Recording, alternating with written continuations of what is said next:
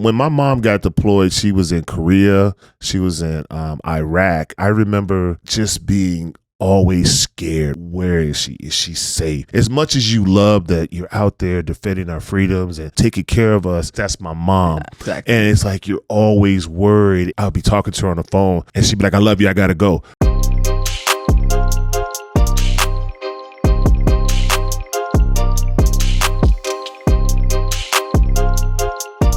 When your dad reached out to me, I was just like, yeah, absolutely, I want him on. So just want you to introduce yourself to everybody. We'll get rolling here. All right. Well, at Hampton University, we have something called a Hampton intro. Hampton, yeah. And so it's like your name, where you're from, and your major. So I'm just going to rip off my... That's the same thing that Skylar did when she came on here. I was like... So my name is Canyon Steverson. I'm from Phoenix, Arizona. I am a cybersecurity major with a minor in military science. Oh, wow. Ooh, what about lacrosse? You not even gonna mention your little side hobby there? Oh yeah, I'm also a member of the Hampton University men's lacrosse team, and I'm also a member of the Hampton University Army ROTC. That's awesome. That's great. So first of all, let's talk about lacrosse, because I don't know anything. So when did you get started playing lacrosse, or when did you get started like something I want to go do? Okay, so I was kind of like in between sports at the age of like 4th, 5th grade. That was when I was like kind of in between baseball and whatever I was doing at the time. Yeah. And my best friend, we've been best friends for like forever. His name is Jacob Kelly. He was playing lacrosse and he was like, dude, you should come out and do this with me just so like we could have an activity to hang out with each other. And then I got to the first practice. I had like my Goodwill pads on. I looked all types of crazy and I just absolutely fell in love. And I've just I've been going straight ever since. And what age was that, or like what grade? That was I think my 5th grade was my first year. Yeah. Man, that's pretty good, because like I said, I didn't, growing up on the East Coast, especially in the South, like lacrosse is not a big sport. And when I came out here to Arizona, then it became like, oh, it's, pretty prevalent out here. Did you play, when did you play, not when did you play, but where did you play in high school, or what high school did you play at? Sorry. So I went to Desert Vista High School, home of the Thunder. It was Hamilton Huskies. It was a great experience. Desert Vista it has a great storied program there. Yeah. It was it was one of the original founders of lacrosse in Arizona and high school lacrosse in Arizona. Okay, I didn't know that. And then we've had numerous success in championship runs, semifinal runs. So you won a championship when you were there?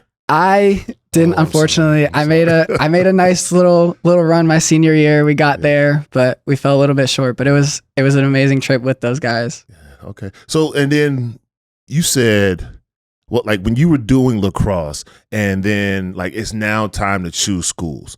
Like when you were talking about your major and ROTC, like, is that all the things that you took into account when you were looking at what school you wanted to go to, or was it just strictly lacrosse, or how did you make that decision?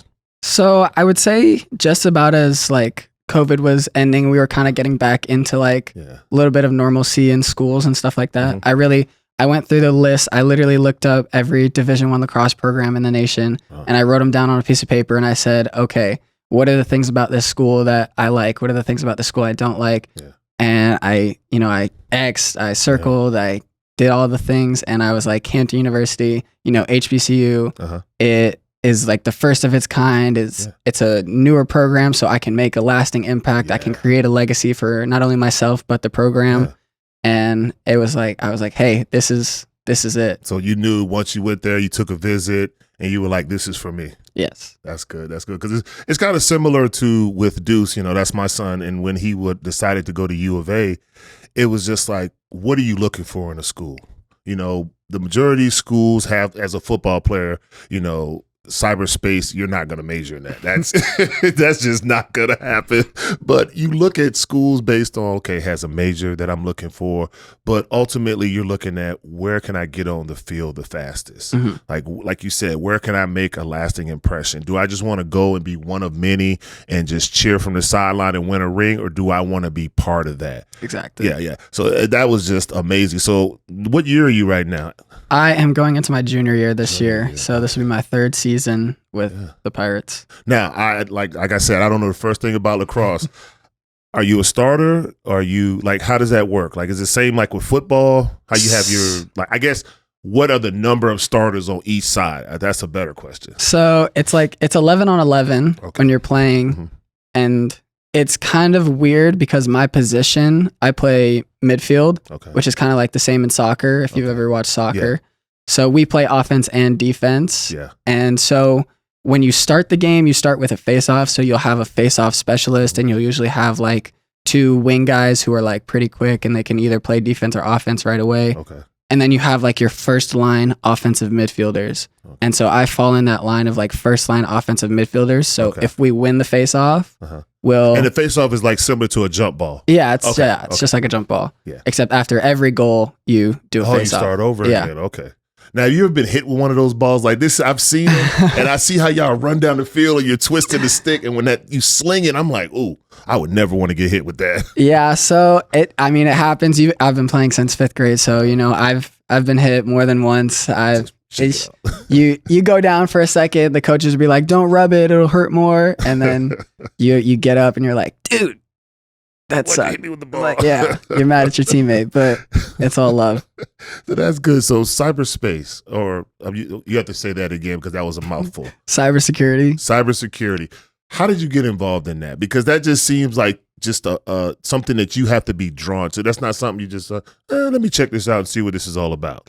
I would really say that in my senior year, I was like really looking for like a major that's gonna last me like a lifetime, and it's gonna really like transition, because by my senior year I knew I was doing ROTC and I wanted a good transitionable degree, and I didn't want to have like done like kinesiology and then I go to the Army and I'm shooting off howitzers. You don't want to be on the front line? I mean, hey, if I need to make something happen, then we can make something happen. There. So now I really want to talk about the ROTC, because like I said, when you first got here, your dad sent over the Air Assault School program, and he was like, this is my son. He was so proud. Like I could hear it through the text message, like if that even makes sense. And he was like, check this out. And I remember watching it and I was like, holy hell, that's pretty damn good. Like, what? I guess I have a bunch of questions for you on that. So I guess just to start off with, like, how do you get selected for that school? Okay, so how it works as an ROTC cadet is like your brigade, which is like kind of the people who are in charge of like your region in the United States. So like your brigade will give you a certain amount of slots for air assault school or like airborne school, or there's a bunch of different specialty schools in the Army. And so my school luckily got a couple slots for air assault school, and they were like, hey, Canyon, you're a cadet who shows like great promise. You're active in the program. You're doing this, you're doing that. We want to send you here because we think you can pass it and it'll, strengthen your future career. And I was like, jumping out of helicopters, sign me up. I was ready to go. Real, that's crazy, because I watched the video, and I mean, I'm gonna let you go into more detail about it, but just everything that I saw, like the helicopter would come in and you had to hook the Humvee up to it, and there were boxes coming down and people rappelling out of helicopters, and I'm just like, it's like Navy SEAL training. Like, I was just blown away at everything that was going on, and I'm like, so you have to be selected. It's not like football or lacrosse or any sport where you can just say, oh, I want to go play lacrosse and walk on. Yeah. So as a cadet, you have to have a certain spot given to you. So you have to be selected. But like if you're in the big Army, like you're enlisted, you can kind of like, you can put in a packet with your unit. You can maybe walk on if you're already at that installation. There's a lot of different ways it can happen if you're enlisted. But as a cadet, they got to be like, hey, we're sending you here. Right. Okay. So they're basically like, I'm going to put my butt on the line because I believe in you. Exactly. That's good. That means a lot. I mean, that's like your coach recommending you for, hey, I want you to be a team captain. Or I want you to represent our team. Now, I'm going to be flipping back and forth just because as I'm going, it's just so much. I want to kind of compare what's harder, training for D1 or going through that air assault school? Okay. I would say training for Division I lacrosse. Really? Yes, just because of the longevity. Okay. Air assault school, it's a 10-day course. And so you're just basically on go for 10 days. And so you just go nonstop. I mean, obviously you get sleep, but so it's just go, go, go, go, go. Yeah. So it's 5 days. You get your Saturday and Sunday to rest up, and then your 5 more days, and then you're out of there. And so for lacrosse, we're on 5 days, 6 days. You have a game, you have 2 games. You're lifting weights right before practice. You're lifting weights after practice. You got homework. You got all that jazz. So when you did that, so what, I guess, does lacrosse help you out there? Because you've been part of a team sport. You've been where I have to depend on you, you depend on me. How much did that help you make it through the air assault school? I said it was pretty beneficial because we did a lot of corrective training, if you will. Corrective training. Hold on, you got to elaborate on that. You can't just say that. That sounds really interesting. So, whenever, because it's a big class, we started out with 300, people who wanted to be a part of our air assault class, and we only ended up graduating about 134, I would say, because there's a lot of different tests without air assault school that you can get dropped for different reasons or one or another. Cut. Yeah. So I would say it helped. Whenever someone would mess up, we would get some corrective training in the form of physical fitness, push-ups, flutter kicks. Okay, just like okay, that. Yeah, I had to think about that for a minute. Yeah, the Army is very, very creative when it comes to corrective training. I like the corrective training. So you can't call it discipline. That sounds too mean. Exactly. So, okay, now when you're at this air assault school, when you first get there, that's got to be a scary feeling. Not scary as in I can't do it, but just it's not unexpected. You just don't know what to expect. Yeah. And you're going in and do you find yourself linking up with people who are more like you? It's kind of like when you're running and training, it's I need somebody who lifts on my pace, somebody who's going to push me. Yeah. So that first couple days I was there, I was really trying to feel out the other cadets that were there and see different different people, where they were from, how they were at their program, so that I could I could match my vibe with them. Yeah. So I found a good group of guys. That's good. And one of my buddies, Jacob Major, he goes to Louisiana State, and he graduated with me. We were the only 2 Black cadets to graduate. Really? So that's good. That was really. So I'm trying to do the math in my head right now. So you started out with 300. So it's about a 50% failure rate? Maybe? Yes. So the failure and pass rate kind of differs because air assault, it's broken up into 3 phases. Okay. So phase 1 is helicopter orientation, medical evacuation, and what does that mean? You orient yourself with the helicopter. What does that mean? Yeah. So it's so they give you a big almost playbook of what air assault is about, and you have to, in the first phase, you have to understand how fast different helicopters move, how much they can carry, how many people you can load into a helicopter, what the names of all these helicopters are, unmanned drones, all these different types of aircrafts, really. And then the medical evacuation, you have to understand what type of equipment you can use, where you can use it, how many people you can do, what the difference between a casualty evacuation is, a medical evacuation, mass casualty. Oh God. Yeah, it's a whole lot. You're drinking from a fire hose, and it's they test you on it almost immediately after. So if you fail, I know you said it was 3 sections, but is there, once you fail, that's it? Can you come back and repeat it? Or once you fail, that's you're it, you failed, you can't come back? So there's different levels to it. Every test, you get 2 tries on each test. Oh, okay. So in phase 1, there's a written test. It's a 50-question multiple choice test. Okay. Multiple choice. Yeah, you're not too you bad. Can guess your way through that. If I see it on the paper, right. I got it. And there's also hand and arm signals in phase 1. So if you fail one of those, you get a retrain and a retest. And then if you fail the second time, you're dropped from the course, but you can come back in 30-ish days and insert at phase 1 again. And it's if you pass phase 1 but you fail phase 2, you wait 30 days, you come back at phase 2 because you passed phase 1. Okay. See, I this is all brand new to me. When you get there, and I'm strictly going off of movies and stuff like that, because you hear about Navy SEALs and Hell Week. Yeah. Is it similar to that? When you come in there, are they just yelling at you, let's go, get your stuff, let's go, move it? It's a little bit of that, because there's a lot of like they have to maintain discipline within the class, and they have to maintain like kind of order amongst the troops, because there's a bunch of different people that you have, like high ranking officers that come in, you have cadets like me, you have fresh 18-year-old privates there, so you have to like keep a standard across the entire thing. But I would say it's not as much like a shark attack as if as you think. It's really, it's corrective when it's needed. Okay. But because I guess when I think of military, I just think of the ultimate goal is you're training because one day you may have to be in a conflict. And I'm like, how do you begin to teach somebody at peacetime what it's like to be in wartime? Like, so in my first perception is all the movies that you've seen, Gump, you see all the yelling and the screaming, and it's like, wow, so for you to say like, oh, they kind of ease you in and get you prepared. Like, what exactly is the air assault? Because I was looking at things and I was reading stuff, and it's like, so you guys will fly into or drop the equipment off into like war zones, and like, because you said mass casualties versus medevacs. Like, I guess I don't know anything about it. So it's like, it's just blowing my mind, because I'm like, wow, they're training for all this. And what exactly are you training for? You're training for everything? Is there certain things that you're looking for?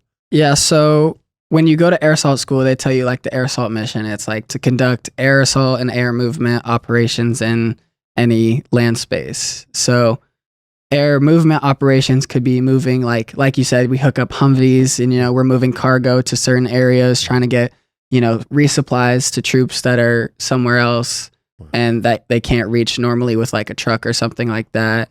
And then air assault operations is like usually like kind of insertion operations, where you're taking a whole bunch of troops and you're putting them in a occupied space via aircraft. Now, what is the actual physical test like? What is it that they require from you? Because I was looking at all this stuff, and they were talking about these long, like hikes you have to take, and you have to be able to run. I think, was it 2 miles in 18 minutes or something like that? Like take me through the physical process of being out there. So there's a whole bunch of like physical like requirements throughout the course, throughout your 10 days. Mm-hmm. Those are droppable tests. So those are things that if you don't pass them, you can be removed from the course, and that's not like you get 2 tries on it. That's a one and done. Really? So on day 0 is what they like to call it. It's before you even start learning anything. You start the morning at like 5 a.m. with a 2-mile run, 18 minutes. You have 18 minutes to do 2 miles. And you could be dropped on that first day. You can be dropped before you even learn anything. It's 2 miles. Yeah. So, and then after that 2 miles, you go and you I think you eat for a little. I think I remember eating for a little bit, and then you do an obstacle course, and there's 9 obstacles, right, and there's 2 major obstacles. One is called the tough one, where it's like, one. It rightfully named. It's like you climb this rope. It's about 20 feet in the air. Uh-huh. You climb the rope, and then you get over these like wood beams, and then you walk on this like cargo net that's like 30. It's like another 10 feet in the air, and then you climb down the cargo net on the backside. So it's like a real concentration. You got to know technique to get up the rope properly, stuff like that. I've never been able to do that. I'm thinking back to like, was it middle school? Maybe I'm much older. I'm close to your dad's age, and I'm just thinking I was never able to hang or to climb that rope in gym class. People would it was a technique, like you had to wrap your legs around it. I don't know if I was too big. I didn't have the upper body strength. I didn't know. That was just something that mentally and physically I could never do. I'd start and then I'd get just a little ways up, and I'm like, there's no stability here. Like I just come right back down. Yeah. So before I got there, my cadre at school, my instructors were they were like, hey, you need to know how to do this. So, because this isn't something we normally do, because as in ROTC, you're learning how to become a leader in the Army. So you're learning like different stuff for like leadership techniques. You're not really learning like the basic training kind of stuff that you would get if you were enlisted. Right. So they were like, hey, you got to learn how to do this, and we're going to do some reps with you, and we're going to make sure you can do it. Okay. And as an athlete, most of the time in my mind, I'm like, I can I think I can. I think I can do it. Really helps because you always hear people make the comparison. And my mom was in the military. We're at Fort Bragg. We're at Fort Knox. So, you know, I've always had a great respect for what you're about to do and what people continue to do. And I always it rubbed me the wrong way when I would hear athletes compare, you know, sports to, it's like a war out there. And you're like, man, listen, I never once in my life have I been on a football field, and I'm sure you're the same, been on a lacrosse field and thought I could die out here. Yeah. Or something could happen to me where I may not make it back home. So I always kind of looked at people funny, like, come on, really? So to sit here and listen to you say that sports really helped give you an advantage when it came to military training, is like, okay, well, maybe I need to soften my stance a little bit. Like, obviously, you can't compare the two, but the training and the work are very similar, it sounds like. Yes. Okay. See, I was completely blown away by that because I guess I saw my mom did, and every morning, you know, there's PT test and there's always constant physical training.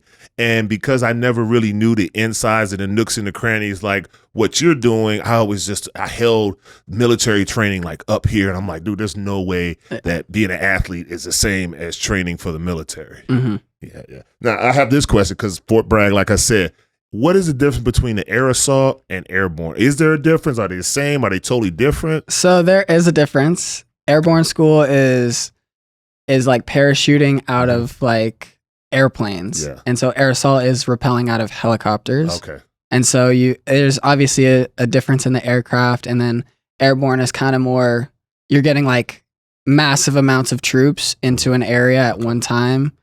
And, you know, also airborne is a little bit, you know, it's a little bit more respected a little bit. If you don't got your airborne wings. Yeah. That was a big deal at Fort Bragg. Like, when those guys got their wings, they were walking around with their burgundy berets. Because, you know, that's Fort Bragg, so it's airborne, a lot of green beret there. Yeah. And, you know, we spent a lot of time there. It's probably, gosh, I can remember, Fort Bragg probably was my favorite place, my favorite base that I'd ever been on. It was just huge, massive, and you just see all these green berets and you see these airborne rangers, or not airborne rangers, airborne, yeah. And you're just like, wow. Like, I always just had this tremendous respect. So it's just really cool sitting here talking to you about that and hearing how the crossover between sports and military is very similar. And so I'm sure, like, when you got there, all the like, let's go, the hustle, you were just kind of used to it because it's like lacrosse. Yeah. Exactly. It's amazing to me. So now, you're obviously going to school and you're going to be an officer, right? Yes. Like, what do you want to do with that? Like, when you got your cybersecurity, what do you want to do with that when you finally are, and forgive me if I don't use the right terminology, when you finally enter the military or you become an officer and then they say, okay, this is where you're going. What do you want to do with that? Like, how does that play into your life goals? So I've been thinking a lot of, like, you know, because when I'm there, when I'm like on post at aerosol school, a lot of people are like, so what do you want to do? And I'm like, you know, I've been thinking about this, thinking about that. And I've been thinking a lot about like military intelligence because it ties into my cybersecurity degree. And it's like, you know, it's a longevity kind of MOS, which is like a military occupational specialty. You know, I was just about to ask you that. Yeah. So you have your military occupational specialty. That's like your job in the military. So military intelligence really kind of like, it gives me the best of both worlds there. Okay. But, you know, I like to jump out of helicopters, so who knows? Who knows there? No, I stick behind a desk. It's safer. I can speak for your dad right now. I love the fact that you're on the front line, but as a parent, I'd be like, no, get your butt behind that screen. That's exactly what my mom says. She's like, you're not doing that. And I'll like joke around with her. I'm like, Mom, I'm gonna go save the world. And she's like, yeah, well, you do it from behind the computer. Do it with a mouse here. Yes, exactly. What made you like choose military? Like, when did you get that feeling? Because I feel like a lot of people that go into the military, it's a calling. It's not something, oh, well, you know, I need something to do, so let me just go do it. Like, you understand when you go into the military, everything that comes with that. So when people make that decision, I think that's something, I feel like it's something that people have carried with them. They've grown up in a military family. Like, how did you come to that decision that I want to be in the military?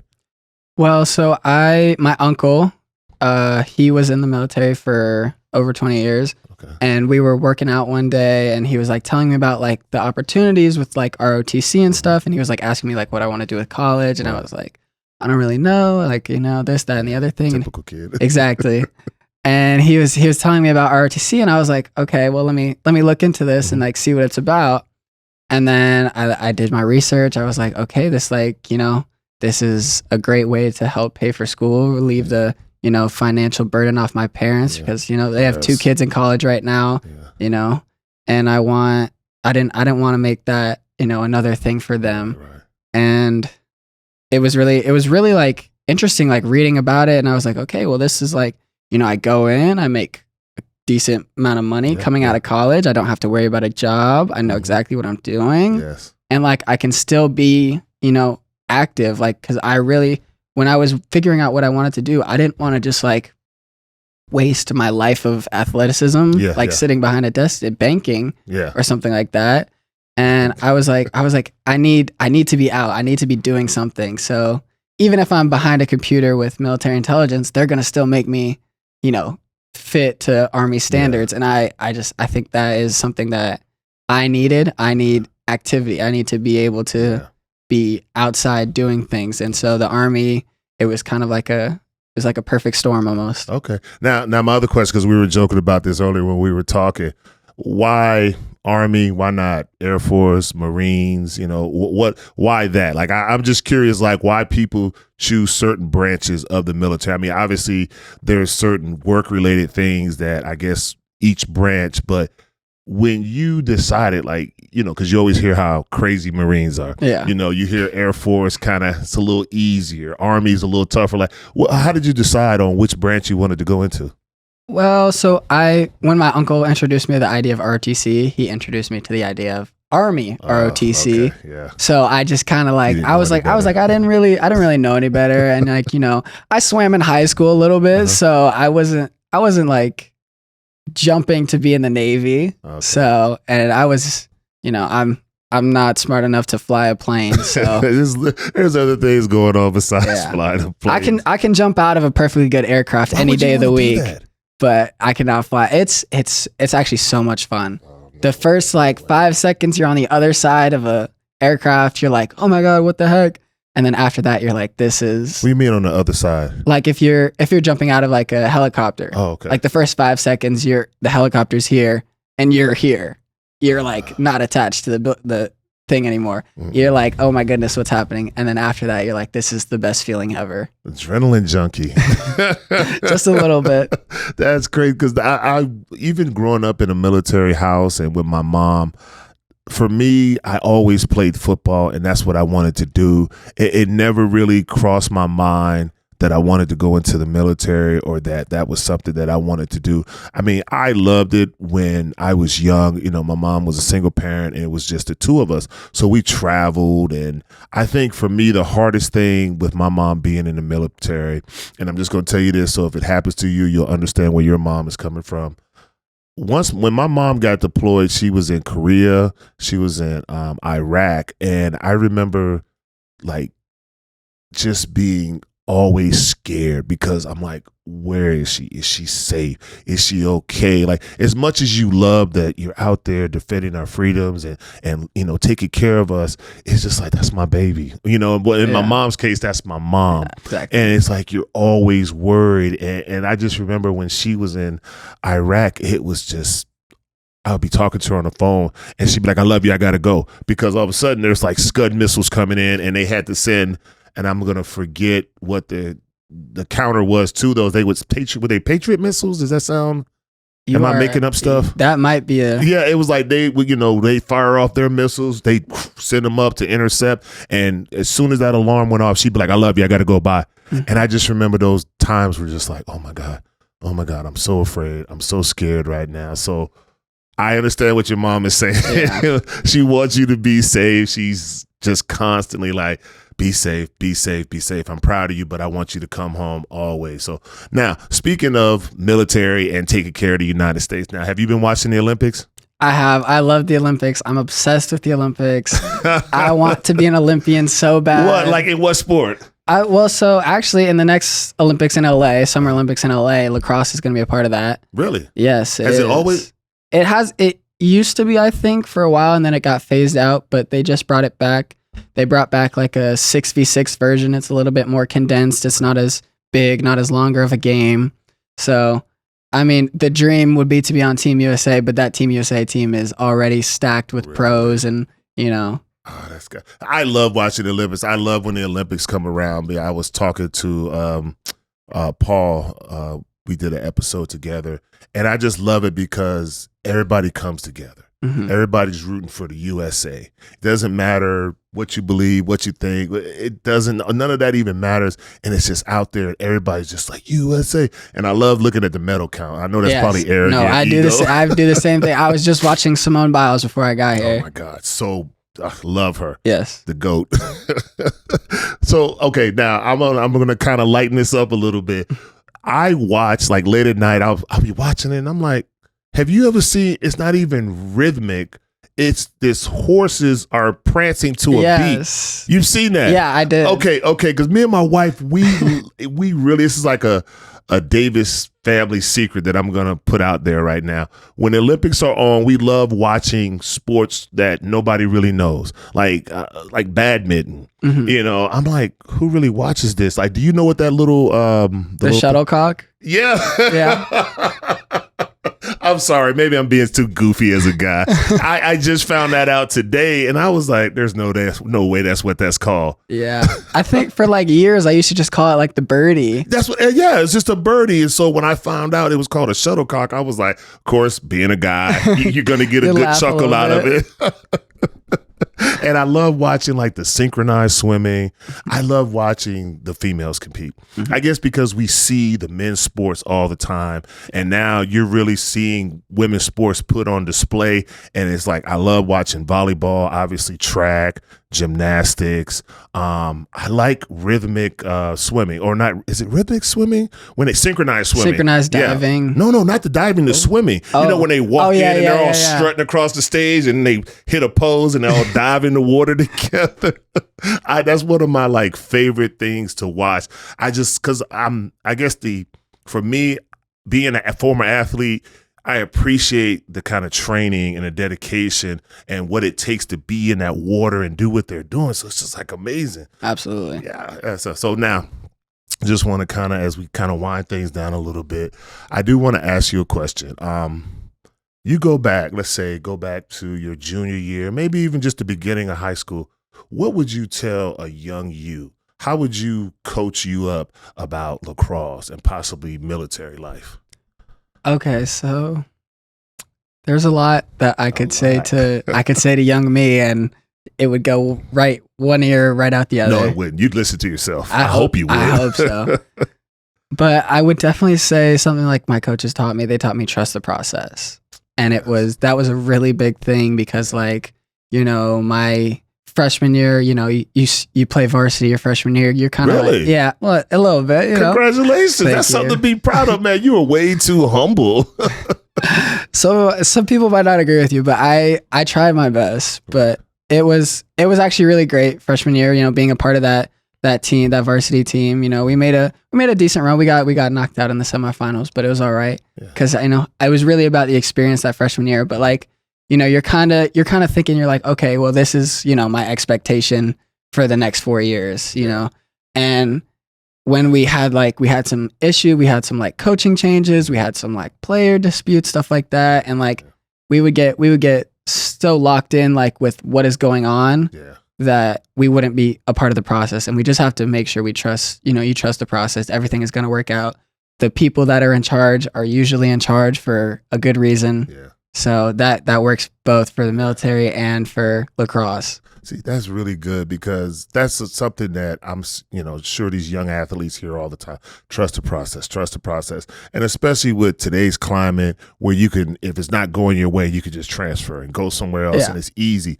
That was something that, Deuce had to deal with in high school. And even when he first went to U of A, it's like, dude, you got to trust the process. You got to trust it. I know it doesn't seem like you're getting what you want right now, but you got to keep working and you have to believe that what you're doing is right. And, for him, he didn't have that early success like that. He played freshman football. He played JV football. And you start to hear people around you chirping, well, I need to be on varsity. Well, this person got pulled up. Why don't I get pulled up? And you start hearing those negative Nancy's and you just like, and that was one of the things that it really just takes me back for you saying that. It's like you really have to believe that the school that you chose, the coaches that you believe in, like they have your best interest at heart and they're going to take care of you and they want you to be the best player that you can be. Exactly. And so when kids get upset, and I feel like I'm always talking out of both sides of my mouth on this because, you know, my son did go to U of A and he transferred, but the reason he transferred was because the coaches that brought him in and believed in him, that gave him that opportunity to come down to U of A and live out his dream, the head coach got pulled up to Washington. So when he left, he was like, hey, I want you to come with me. And so that's why he transferred. So I believe that he does believe in the process. He believes in his coaches. And that's why he took that leap of faith and went up there with him. And, you know, it's only been there a few months, but he loves it. And life is just so great. And he's just much happier when I hear him. I mean, he's further away from home, so he kind of calls home a lot. And I hear him in there talking to mom. And how often do you call your mom and talk to her? I should call her more than I do. Ooh. I know. I call her after every game. We have like a debrief of how the game went. They were watching. We always, after every game, I'll call them, you know.